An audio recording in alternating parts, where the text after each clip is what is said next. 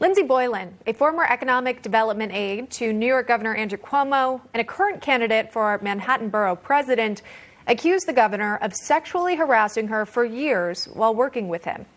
Joining us now to discuss is our panelist, Andrew Elmore, Executive Director of USA Strong, and also joining us, Brandon Arnold, the Executive Vice President of Taxpayers Union. Thanks you both for coming on today. So I want to read these tweets that were sent out. There were a series of them detailing her alleged accusations of sexual harassment from Cuomo. In one tweet, she writes, quote, "There are fewer things more scary than giving this man who exists without ethics even more control. I saw how he wielded power for years. He takes advantage of people, including me. I hope Joe Biden and Kamala Harris don't do this," end quote. A Cuomo spokesperson said that there are simply no truths to these claims, but they come as Joe Biden is reportedly considering Andrew Cuomo for Attorney General. Boylan further tweets this, saying, "I'm angry to be put in this situation at all. That's because I am a woman. I can work hard my whole life to better myself and help others, and yet still fall victim, as countless women over generations have, mostly silently. I hate that some men like New York Governor Cuomo abuse their power," end quote. So she goes on to detail those allegations of sexual harassment. But Aaron, do you anticipate the media will cover these allegations against Cuomo, especially as he's being considered for AG? Let's certainly hope that they do. And now I would say that it is painfully obvious that the Me Too movement is a total liberal sham. We saw just last week that the Hollywood-inspired Time's Up charity spent most of its money on salaries and travel instead of victims. There is no concern for victims here. The term "believe all women" only applies when the man being accused is a Republican. When the alleged perpetrator is a Democrat, celebrities in the media have absolutely nothing to say. They are silent. We saw this with Joe Biden's accuser, Tara Reade, and now we are seeing it with Lindsay Boylan against Cuomo. I really hope that there is a very great inquiry if Biden appoints him to anything, and I hope that the media does their job here. Well, in a third tweet, she details the harassment. I want to read it to you. She says, "Yes, New York Governor Cuomo sexually harassed me for years. Many saw it and watched. I could never anticipate what to expect. Would I be grilled on my work, which was very good, or harassed about my looks?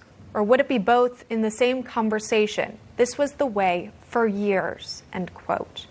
Brandon, it goes to Aaron's point. Where is the Me Too movement? Will the governor face these tough questions surrounding these allegations? Well, he needs to. We need to treat all allegations, all credible allegations, seriously.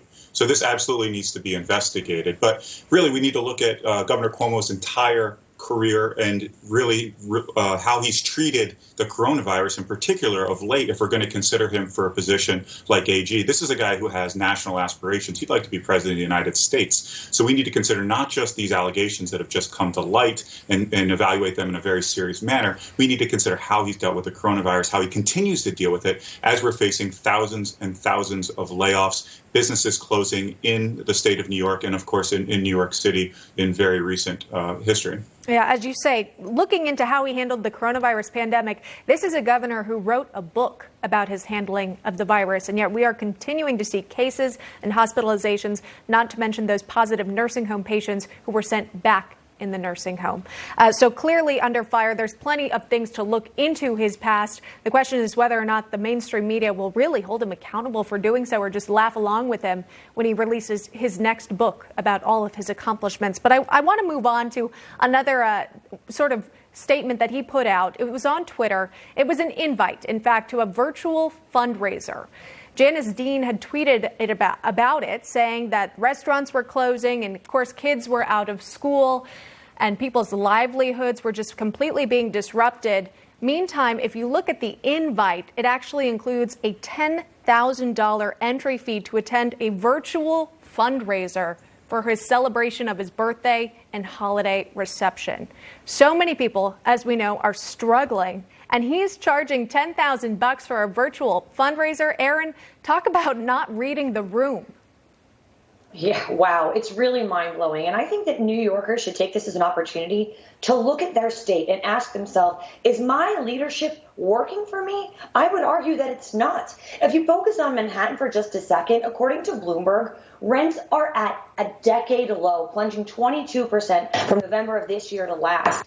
And according to the United States Postal Service, there have been about 300,000 requests for change of addresses out of New York. This should send the leadership of New York a message. You are closing our schools. You are closing our gyms. You are closing our restaurants.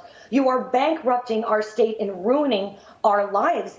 Yet the New Yorkers continue to elect them or move. And I hope that all of these people who are moving have learned to vote a different way, because this leadership is failing the state, failing Manhattan. But the social media and the media at large, he's getting praised and applause and Emmys. It's truly sick and twisted. Yeah, as you say, those people, they're leaving New York. They're going to Texas. They're going to Florida. Those red states where we're seeing people move to.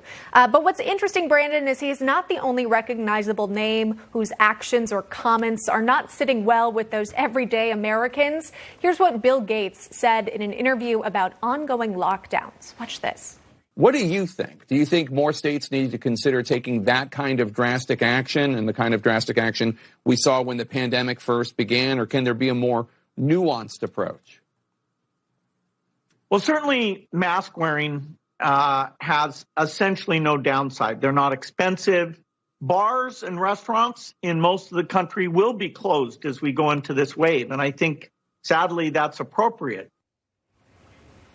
Brandon, we don't have much time left in the segment, but that's got to be pretty easy for a billionaire to say. Yeah, absolutely. I mean, look at the small businesses that have actually been impacted by these closures. You're talking about over 1,000 in New York City alone. And that just doesn't impact the small business owner, the people that have sunk their life, their fortune, their blood, sweat, and tears into these businesses. There are tens of thousands of workers. In New York City, 93,000 restaurant workers have lost their jobs due to the pandemic. So we have to look at all of the picture here, not just from a billionaire's perspective, not just from a governor or mayor's perspective, but at the blue-collar worker who's just trying to make a living and survive during a very, very difficult time. Absolutely. All right, we'll leave it at that. Brandon Arnold and Aaron Elmore joining us live this morning. Thank you both so much. Thank you. Thank you.